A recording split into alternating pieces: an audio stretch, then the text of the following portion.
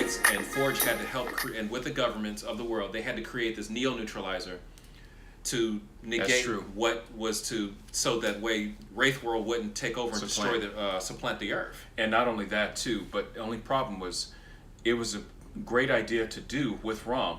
The only problem was you had Henry Peter Gyrick, which is an X-Men adversary. Better yet, a superhuman adversary at that. He gave the Avengers problems too. He was just a bigot towards other characters that had superpowers, especially the X-Men. So he wanted to wipe out all beings that had powers, but ROM stopped him like, no, we're going to stop the Dire Wraiths. Right. Not because of your personal agenda. And the thing was, during that invasion, when that Wraith Force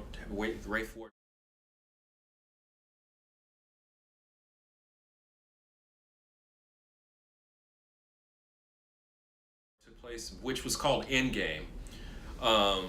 Basically, what had to power that neutralizer was ROM's neutralizer. That was the only way it was going to work. If ROM, and basically the Wraiths had trapped ROM in a binding spell, so that way he couldn't break out of it. So that way they could take over the Earth and merge Wraith World do what they want to do with it. But the thing that broke the spell from ROM, the love of Brandy Clark. She kissed him, and it broke the spell. It was like love negated hate. And to me, I love that part of the story. Even though it was cheesy as it was, I still love that part of the story. Well, yeah, because love is a very powerful thing when it comes to, especially with characters of that nature, or better yet, with just anything. Love was able to conquer the hate that was created by the Dire Wraiths. Right. And that was the main basis of the story, and that was such a cool story back in the day. And one thing I liked about it too, how it ended, was Wraith World was banished, but eventually ROM left Earth. Yeah, he went back to Galador. He eventually went back to Galador, but he found his other space knights that had scattered throughout the galaxy to also fight the Dire Wraith menace. But when they came back to Galador, Galador was a different planet. And the way how ROM's story ended in the Marvel run, basically he had to go up against a second generation of Space Knights who thought they were superior to the people that created them. And they basically exterminated all life on Earth. They killed every human or everything of life on Earth because they abhorred weakness. They did not like being human and frail, so they figured all life that's human and frail should be exterminated. Right. And as a result, when that happened, ROM had to go up against them and try to take on them as well. But the thing is, each Space Knight had their own humanity still stored somewhere in a repository on Galador. Right. Well, it turns out, what was that Space Knight by the name of the Terminator? Yeah. Yes, it was a Space Knight by the name of the Terminator, and this is long before this Arnold Schwarzenegger stuff, had stolen his humanity, and it was a white globe. And all a Space Knight had to do was touch it, and he would go back to being human because that was some more advanced civilization. But he stole ROM's humanity early on in the series. But the thing is, when the second generation Space Knights came around, they wiped out their own humanity. They said, oh, we don't want to go back to being human. So they killed off everybody on the planet, killed their humanity. And the one final second generation Space Knight, he wanted to remake humanity in his own image by taking Brandy from ROM, because she found a way to travel to Galador to go be with him. But that's when she found out that she ended up joining a resistance against the second generation Space Knights.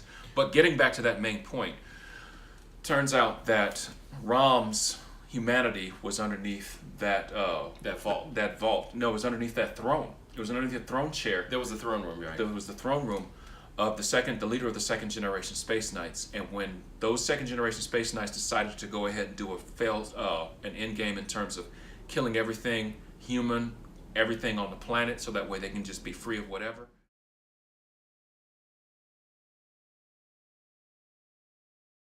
And so, but ROM eventually had his happy ending in the book. But see, the crazy part is now, since the license ran out for Marvel, basically he popped up like sporadically throughout the Marvel universe until eventually you just didn't see him at all, and they had to skirt around it, and they renamed him Artur, because ROM had an encounter during the Marvel run. He had an encounter with King Arthur's ghost. So in honor of King Arthur, his name was renamed Artur. Right. And eventually, him and Brandy had two sons, which were also that played a part in a new generation on Galador.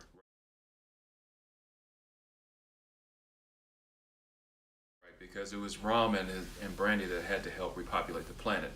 But there were other pockets of humans that still survived on Galador. Right. So as a result, they were able to recreate the entire, or rather, the Space Knight program. And this time there were 6 Space Knights, but there was no ROM whatsoever because, of course, the rights had been reverted back to Parker Brothers, in turn Hasbro.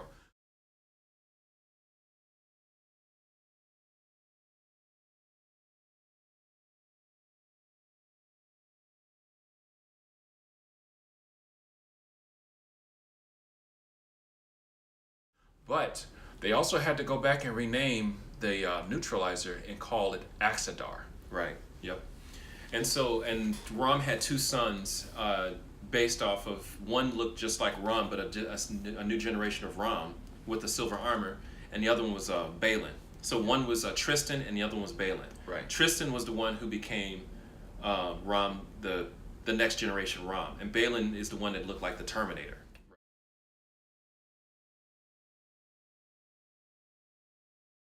Or the original Terminator. Well, because he was far more, his personality was far more aggressive exactly. than his brother. So, but the one that was the least aggressive but had more compassion in his heart, he was the one that ended up inheriting his dad's neutralizer, which was called Axadar. And so eventually, the Space Knights, you would see them sporadically throughout the Marvel Universe, even currently now. And the last time they were seen was during the timeline of the storyline of Infinity. Right, Galador got wiped out during the events of Infinity. So it's, to me, I thought that was a way of Marvel just doing away with.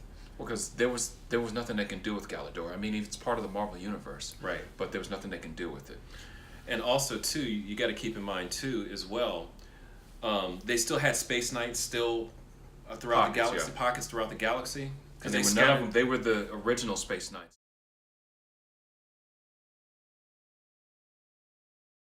That were coming to the aid of Galador. Well, one came back to Earth, and this was infected with the consciousness of Ultron. Oh, which led to the Age of Ultron, which will be another discussion at another time. Right. And eventually,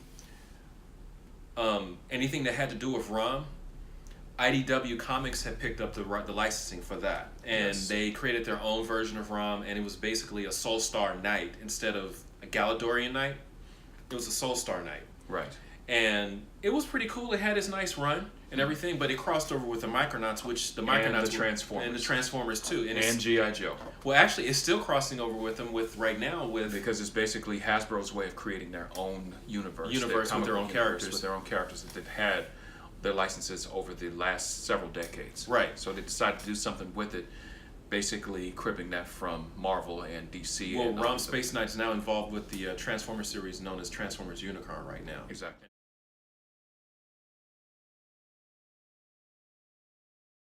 That series is about to wrap up in a couple of days, so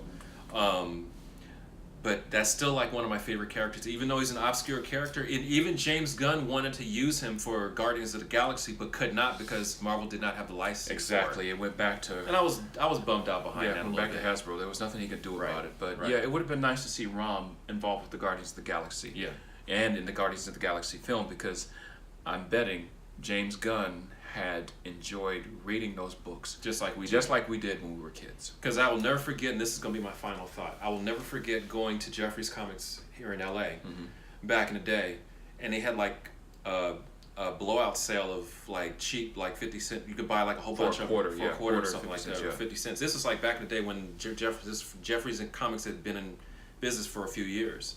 But we had gone there, and what caught my attention was there was this section of just comic books that was in the box, and I found there was like ROM Spaceknight #1, then #2, then 3, and there was a whole section of them, and they were all just cheap, so I took my whole allowance and bought that whole run. Yeah, and the funny thing is, I was with him when it happened. Ended up buying issue number 75 too. We were reading ROM Spaceknight all the way home, including the last issue that was done, that was drawn by Steve Ditko. R.I.P. Steve Ditko, because he just passed away recently. That was drawn by Steve Ditko.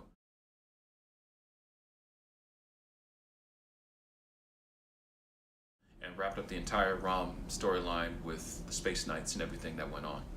But having said that, This is another edition of the Comic Anthologist, and if you're tuning in for the first time, please subscribe. Hit the subscribe button to show your support. And if you need to reach us with any kind of questions, you could always reach us at thecomicanthologist@gmail.com. And might I interject too? If we may be wrong with some of our information, let us know. Let us know, because we know, but we don't know everything. Right, exactly. So please hit that subscribe button. We'd love to hear your comments, your feedback, whatever or whatnot. And thank you for your support. All right. All right. Peace.